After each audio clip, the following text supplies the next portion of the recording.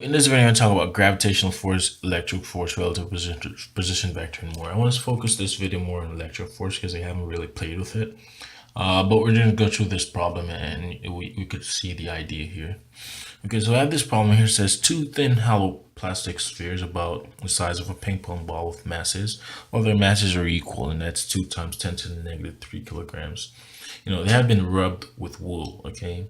Sphere 1 has a charge, so they gave us the charge of sphere 1, and it's at a location. Sphere 2 has a charge, and it's at a location. So now the question we might propose to you is what is a relative position vector from Q1 to Q2? Well, we represent relative position vector as R, and we say the relative position vector from, in this case, Q1 to Q2 will be R2 minus R1. Okay, in this case, we consider R2 to be Q2 and R1 to be Q1. Okay, so now that if that is true, all we're doing is finding the change in position. So sphere 1, it's at a location this, and sphere 2 is at a location this. So if that is true, then we're going to take negative 30 times 10 to the negative 2. 30 times 10 to the negative 2, 0. And we're going to subtract that from this one. So this is going to be 30 times 10 to the negative 2, negative 20 times 10 to the negative 2 and 0 meters. Okay. And so with that being said, that should give us some arbitrary point. So if I take negative 30, so if I take negative 30 times 10 to the negative 2, and I minus that from 30 times 10 to the negative 2, I'm going to get negative 0.6 in the x direction. Okay, and if I take 30 times 10 to the negative 2 minus plus 20, because it's going to be minus minus, which would be a plus. So essentially I'm doing negative 20, negative 30 times 10 to the negative 2 plus 20 times 10 to the negative 2. Yes, so 30 times 10 to the negative 2 plus 20 times 10 to the negative 2. And that essentially gives me 1/2 or 0.5. And we know in the z direction it's just 0 minus 0, which is 0. So in this case, this is a relative position vector. So R is a relative position vector. Now, another question I propose, well, what is the distance between Q1 and Q2? Well, immediately as I said the word distance, I'm thinking about magnitude, how far they're apart. And so if I want to know the magnitude, well, I simply take just the square root, or how far they're apart, of negative 0.6 squared plus 0.5 squared. And again, that's 0, so we don't have to do 0 squared. If I get the distance or the magnitude, well, that is going to equal, if I take the square root of that, that is going to simply be equal to 0.781 meters. Okay, so now we found, sorry about that. So now we found the distance.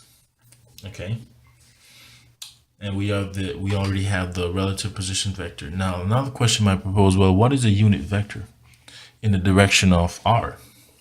Well, that's a good question, because we know that if we have a magnitude and we have a vector, we could always solve for a unit vector. So therefore, r hat in this case would be the original vector, which is negative 0.6, 0.5, 0 meters. And I'm going to divide that by 0.781 meters. Okay. If that is true, if I divide negative 0.6 divided by 0.781, well, what is that going to give me? That is going to give me negative 0.768 in the x direction. In y direction, that will give me what, 0.640. Yeah, and in the z direction, that's just 0. So therefore, a unit vector would be this right here. Okay. Now, the question that becomes interesting is, okay, well, what is the magnitude of the gravitational force exerted on Q2 by Q1?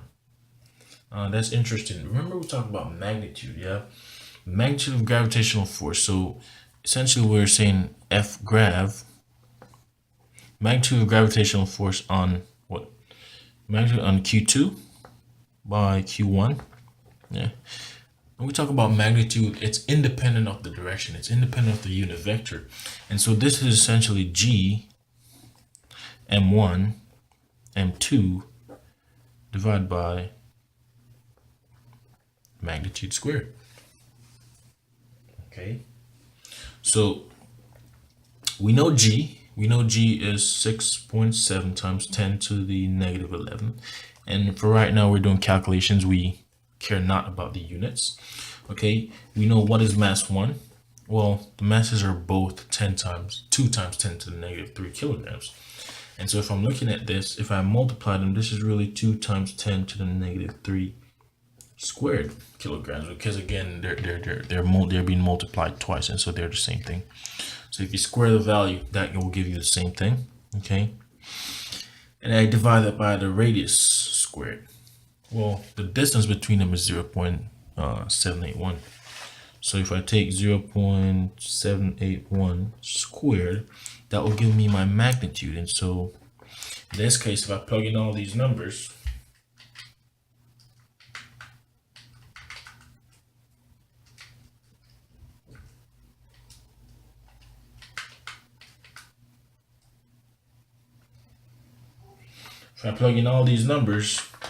I shall get 4.39. So it's 4.394 times 10 to the negative 16 newtons. Yeah, because it's a force. So it's a force. So the answer would be 4.3 times 4.394 times 10 to the negative 16 newtons. Okay, so that's nice to know. Now, an interesting question might arrive again, right? It says, what is a gravitational force exerted on Q2 by Q1?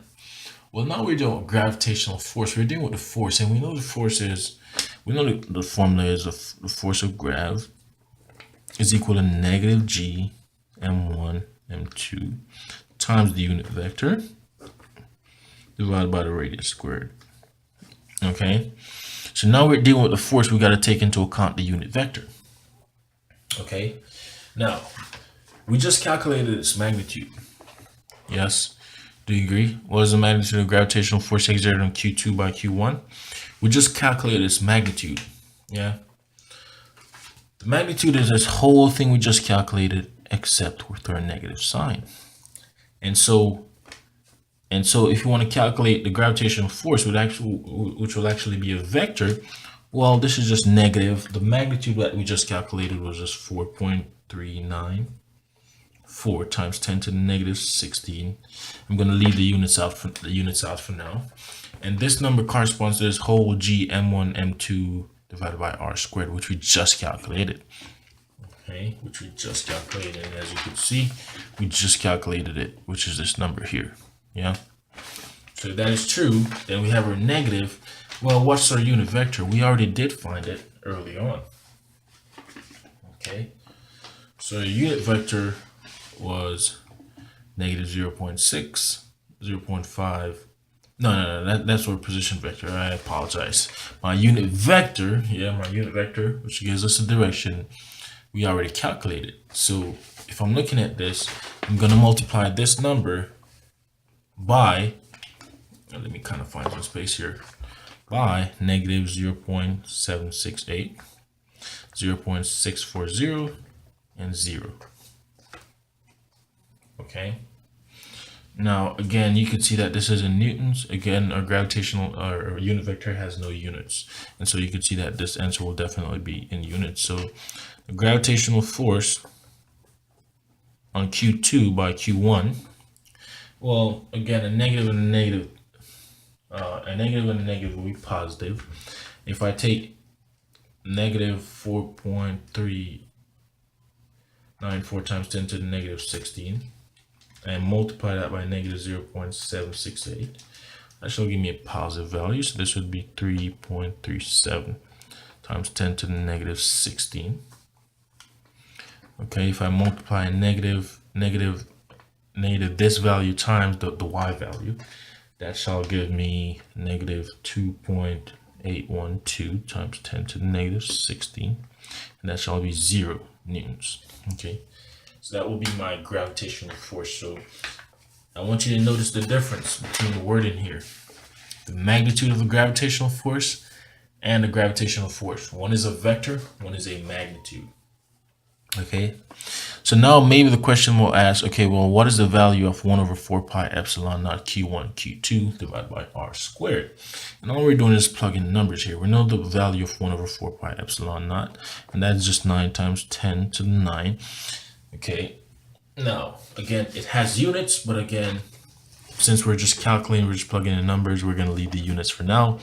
And we know the q1, the first charge, yeah, q1 was negative 4 times 10 to the negative 9 coulombs. So this is negative 4 times 10 to the negative 9 coulombs. q2, we know. q2, we know, which is negative 6 times 10 to the negative 9 coulombs. So this is negative 6 times 10 to the negative 9 coulombs. Okay, and we're going to divide these two charges by the radius squared, or the magnitude squared. And we already defined the magnitude as 0.781 squared. Okay. And if I plug all this in, all these numbers in, and so I plug all these numbers in,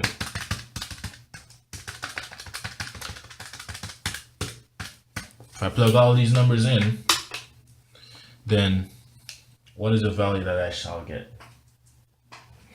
I shall get 3.541 times 10 to the negative 7 newtons. Okay, so that would be the value of 1 over 4 pi epsilon naught q1 q2 divided by r squared, magnitude squared. Now the question might ask, what is the electric force exerted on q2 by q1? Well, again, if you've not realized, here we just found the magnitude. But again, remember the electric force, it is a vector, okay? It is a vector, so the force is actually 1 over 4 pi epsilon naught q1 q2 divided by the magnitude squared times the unit vector. Well, we know the unit vector from previously, and we know this whole term. So essentially, the force, or the electric force, yeah? So the force electric will be 3.541 times 10 to the negative 7 newtons multiplied by the unit vector. Okay, the unit vector we calculated earlier was negative 0.768, 0.640, and 0. Okay, so when I distribute, I'll get my electric force to be negative 2.719 times 10 to the negative 7th. I get this to also be 2.266 times 10 to the negative 7th. And this is 0 in the z direction. Okay, so this would be our electric force. So the main part I want you to take away from this video, the difference between the magnitude, gravitational force, difference between electric force, gravitational force. The gravitational force have that negative in there. When we talk about the magnitude, we don't really care about the direction.